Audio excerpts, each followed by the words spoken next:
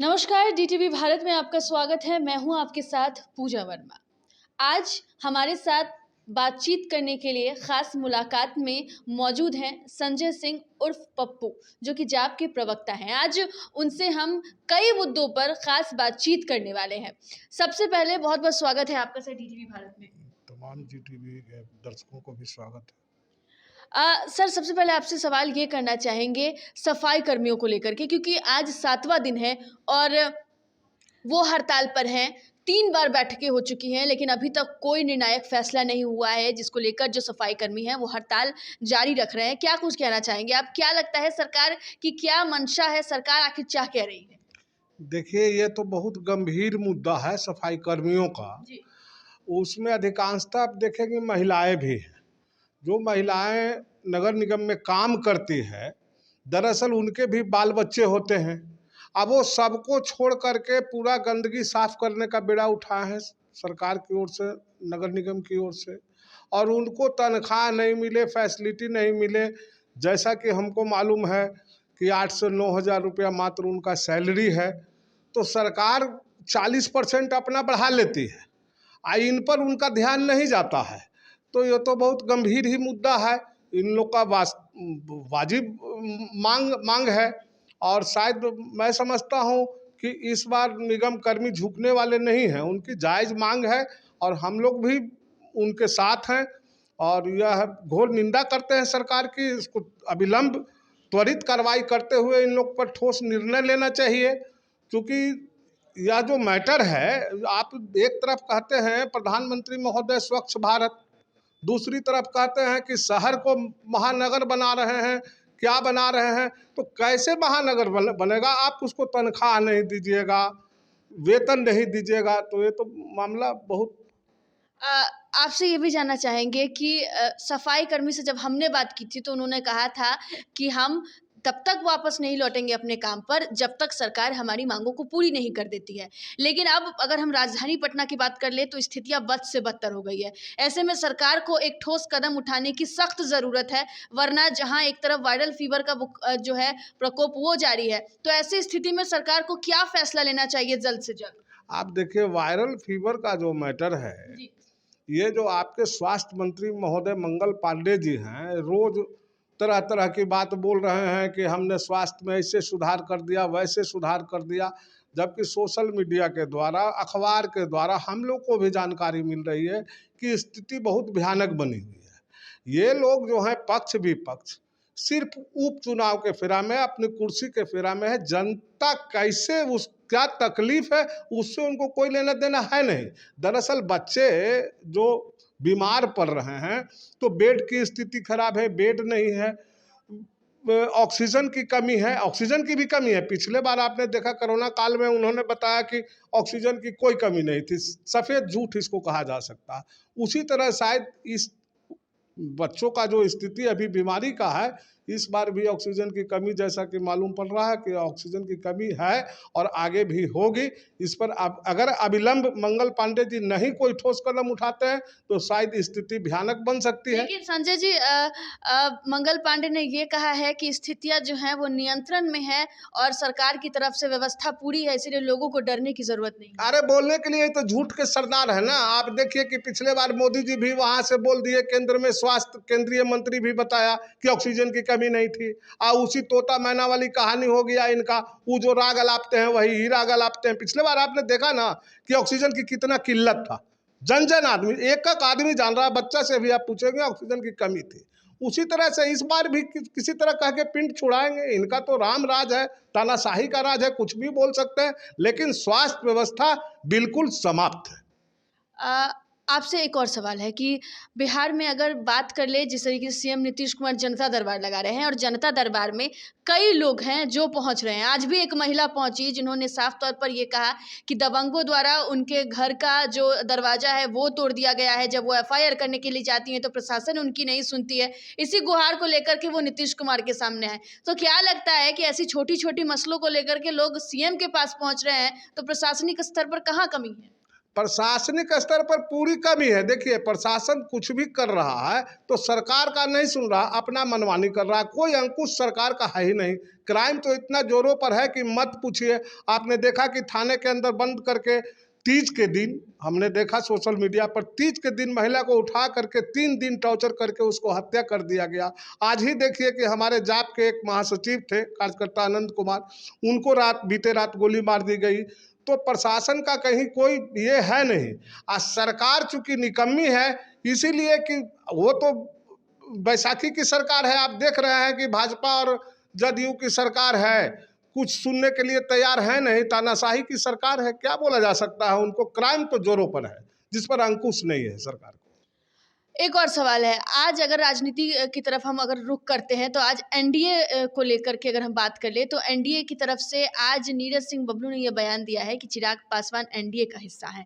लेकिन हमने भी देखा है बीते दिनों कि किस तरीके से एनडीए में जेडीयू अपना अलग चल रही है, एलजेपी अपना अलग चल रही है, स्थितियां क्या बनी हुई है। लेकिन अब ये बातें सामने आ रही है कि एनडीए एकजुट है। क्या कहना चाहेंगे आप? एनडीए एकजुट है तो साफ दिख रहा है, रोड पर देखने को मिल रहा है। एनडीए की तो बात स्थिति है, जितने भी दल हैं, पक्ष हो चाहे विपक्ष हो, एनडीए की बात करें तो, राष्ट्रीय जनता दल की बात करें तो आप देख रहे हैं तेज प्रताप का क्या हाल है, किस तरह का बयान आ रहा है।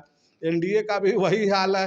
और जहाँ तक समझते हैं, इनका आपने बात किया रामविलास जी के सुपुत्र का, चिराग पासवान जी का, तो चिराग पासवान जी लालू जी से बात कर लिए, उनके कार्यक्रम में श्राद्ध क्रम में शामिल हो गए तेजस्वी जी। इससे ये आकलन लगा लेना कि वो आरजेडी में चले जाएंगे, उनके साथ चले जाएंगे, यह भी गलत है। वो तो समय वक्त बताएगा कि कौन किसके साथ जाएगा। बिल्कुल, तो समय बताएगा कि कौन किसके साथ जाएगा। एक सवाल आपसे और पूछना चाहेंगे संजय जी कि जो स्थितियां स्वास्थ्य विभाग की बनी हुई है, वायरल फीवर की ही बात हम करेंगे। वायरल फीवर जो है वो लगातार मामले बढ़ रहे हैं, लेकिन स्थितियां जो हैं स्वास्थ्य विभाग की तरफ से एक ही बेड पर 2-2 बच्चों का इलाज चल रहा है। लेकिन मंगल पांडे की तरफ से बयान आता है कि सारी व्यवस्थाओं को ठीक कर लिया गया है। सीएम नीतीश कुमार भी लगातार जो है वो मॉनिटरिंग कर रहे हैं, निर्देश दे रहे हैं। आज भी जब वो जनता दरबार करके निकले बाहर तो उन्होंने कहा कि वो अधिकारियों को निर्देश दे रहे हैं कि इंतजाम पुख्ते किए जाए, लेकिन इंतजाम में कमी देखी जाती है। तो क्या ये महज जुमलाबाजी है जो सरकार की तरफ से की जा रही है? ये लोग झूठ का गठरी बांध के चलने का आदी हो गए हैं। पिछले बार आपने कोरोना काल में भी देखा कि किस तरह से आदरणीय पप्पू यादव जी लोगों को ऑक्सीजन, दवा, जो भी स्थिति थी, लोग को मदद करने का काम कर रहे थे, तो उनको जेल के अंदर बंद कर दिया गया। आज लगभग 4 महीना बीत गया, जेल के अंदर बंद है। लोगों को आज भी उनके प्रति, उनकी सेवा भाव से इतना ज़्यादा ये हैं कि आज भी उनके प्रति लोगों को यह विश्वास है कि आदरणीय पप्पू यादव जी अगर जेल से बाहर होते तो शायद जो बच्चों की जो स्थिति है आज मौत के कगार पर खड़ा है, शायद कहीं न कहीं उनके द्वारा राहत मिल पाता, ऐसा लोगों को विश्वास है। देखिए, बाढ़ की स्थिति भी बिहार में बनी हुई है। कई ऐसे जिले हैं जो प्रभावित हैं, लेकिन अगर मुख्यमंत्री की बात करें तो वो समीक्षा बैठकें कर रहे हैं, अधिकारियों को निर्देश दे रहे हैं। लेकिन जो स्थितियां बनी हुई हैं, आम जनता से जब बात होती है तो जनता कहती है कि हम तक मदद नहीं पहुंच पाई, लेकिन सरकार कह रही है कि वो सारी जो व्यवस्था है वो कर रही है। मैं आपसे पूछता हूँ, माननीय मुख्यमंत्री को, बिहार सरकार को क्या यह मालूम नहीं है कि बिहार जो है इसका सतह नीचा है। नेपाल से हर वर्ष पानी छोड़ा जाता है, बाढ़ आएगा, हर बार टाइम फिश ढकोसला करेंगे, बड़ा बड़ा गीत गाएंगे, बड़ा बड़ा ऐसे करेंगे वैसे करेंगे। सड़क से लेकर के खास करके उत्तरी बिहार का तो स्थिति इतना भयानक है, इतना दर्दनाक है कि लोग मौत के साए में जीते हैं बाढ़ के वजह से। हर वर्ष राग अलापते हैं लोग कि हम ऐसे करेंगे वैसे करेंगे, लेकिन सब काम टाइम फिश, लोग मौत के मुंह में समा जाते हैं या फिर बाढ़ का सामना करते हैं।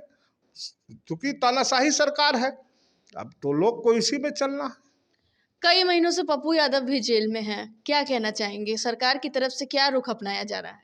सरकार की तरफ से मैं तो कई बार आपके चैनल पर बोला हूं कि केंद्र सरकार और राज्य सरकार यानी बिहार सरकार, नीतीश बाबू, ये दोनों का मिला जुला हाथ है। एक राजनीतिक षड्यंत्र है जिसके तहत आदरणीय पप्पू यादव जी अब तक जेल के अंदर बंद हैं। आपने सुना होगा पूरे देश के अंदर कहीं भी किसी भी गंभीर केस में अगर जमानत टूट गई, वैसे परिस्थितियों में अधिकतम 1 से 1.5 माह के अंदर बेल दे दिया जाता है। इनका 4 महीना बीत गया, तो 4 महीना बीत गया, इससे स्पष्ट होता है कि कहीं ना कहीं राजनीतिक षड्यंत्र का शिकार हो रहे हैं ये, जिसके बाद इनकी जो लोकप्रियता बढ़ी, इनकी जो सेवा भाव थी लोगों के बीच में, लोकप्रियता के घबराहट का नतीजा है कि आज तक पप्पू यादव जी जेल के अंदर बंद है।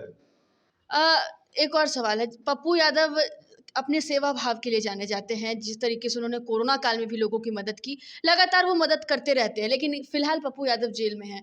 तो उनके जगह पे किस तरीके से जो जाप है वो अब लोगों की मदद कर रही है? नहीं, जाप के कार्यकर्ताओं में मनोबल में कोई कमी नहीं है। वो जहां भी सूचना मिलता है, कोई भी व्यक्ति अगर किसी भी तरह से प्रताड़ित हो रहा हो या किसी संकट में घिरा हो या वैसी कोई स्थिति हो गई, एक्सीडेंट हो गया, चाहे बीमारी हो गया, वैसे स्थिति में हमारे तमाम कार्यकर्ता, जितने कार्यकर्ता हैं, सब लोग मदद करने का काम करते हैं। आज भी अगर आदरणीय पप्पू यादव जी जेल के अंदर हैं तो तमाम पप्पू यादव बन करके जनता की सेवा में लगे हुए हैं तमाम कार्यकर्ता। एक आखिरी हम सवाल आपसे पूछना चाहेंगे कि लालू यादव से मुलाकात करने जब चिराग पासवान पहुंचे थे तो लालू यादव ने ये बयान दिया था कि चिराग को आशीर्वाद है। जब पत्रकारों ने उनसे पूछा कि क्या लालू यादव और रामविलास पासवान एक हैं तो और तेजस्वी और अगर चिराग एक साथ आते हैं तो क्या वो कहना चाहेंगे, तो उन्होंने कहा कि हमारा आशीर्वाद है। तो क्या लगता है उन्होंने अब आशीर्वाद दे दिया है, चिराग क्या सचमुच राजद के साथ हो जाएंगे? दरअसल वो जो आशीर्वाद दिए हैं वो एक फॉर्मेलिटी है। लालू जी ने जो आशीर्वाद दिया है वो एक फॉर्मेलिटी है। मैं आपको बारंबार कह रहा हूं कि आने वाला समय में पता चलेगा कि कौन किसके साथ है। केवल चेहरा चमका देने से, बोल देने से कि मैं आशीर्वाद दे दिया, साथ हो गए, यह बात गलत है। अच्छा, एक और सवाल है, जब आरसीपी सिंह पटना आए थे और जब ललन सिंह पटना आए थे तो लोग, जो कार्यकर्ताओं का जुटान हुआ था, जो तस्वीरें हमने देखी थी, अब ऐसा प्रतीत होने लगा है कि वर्चस्व की लड़ाई चल रही है दोनों के बीच में। क्या आप किस नजरिए से देखते हैं इसको? ये सही, आपका मानना सही है कि जदयू में वर्चस्व की लड़ाई हो रही है। आरसीपी सिंह अलग अपना खेमा बनाए हुए हैं, ललन बाबू अलग खेमा बनाए हुए हैं, लेकिन सर्वोसर्वा नीतीश बाबू ही है। खेमा ये लोग अलग जरूर बनाए हुए हैं, बटा हुआ है जदयू, लेकिन सर्वोसर्वा आज भी नीतीश बाबू है। कहने के लिए तो आरसीपी सिन्हा कह रहे हैं कि हम पार्टी में सब कुछ हैं, हम जो चाहेंगे वही कर सकते हैं, जबकि कानूनतः ललन बाबू हैं। लेकिन ये इनका हक, अक्सर ऐसा बयान आता है, घूम भी रहे हैं हर जगह, तो इन लोग को आपस में कहीं ठीक नहीं है। और थोड़ा छोटा सवाल आपसे, बस एक ये सवाल पूछना चाहेंगे कि उपेंद्र कुशवाहा भी बिहार दौरे पर हैं और पार्टी को किस तरीके से बढ़ाया जाए, संगठन को कैसे मजबूत किया जाए, उस पर काम उनका लगातार जारी है, कई अगर महीनों से बात करें तो। हम क्या लगता है कि जिस तरीके से वो जुटे हुए हैं, जेडीयू को आगे बढ़ाने में सफल हो पा रहे हैं, लोगों का समर्थन मिल रहा है, जेडीयू सचमुच आगे बढ़ने वाली है क्या? ना कुशवाहा जी सफल हुए हैं और ना आगे सफल होंगे। जेडीयू में उनको कितना तरजीह दिया जा रहा है ये सारी दुनिया देख रही है, छिपा हुआ नहीं है। इसलिए कुशवाहा जी अभी से ही अपना कोई रणनीति अलग तय करे तो ज़्यादा बेहतर होगा। तो बिल्कुल, हमने जाप के प्रवक्ता से बात की, संजय सिंह हमारे साथ थे, उन्होंने कई मुद्दों को लेकर के तमाम बातें कही है। बहुत बहुत धन्यवाद हमसे बात करने के लिए संजय। फिलहाल के लिए इतना ही। तमाम ऐसे खबरों के लिए आप देखते रहिए DTV भारत। नमस्कार।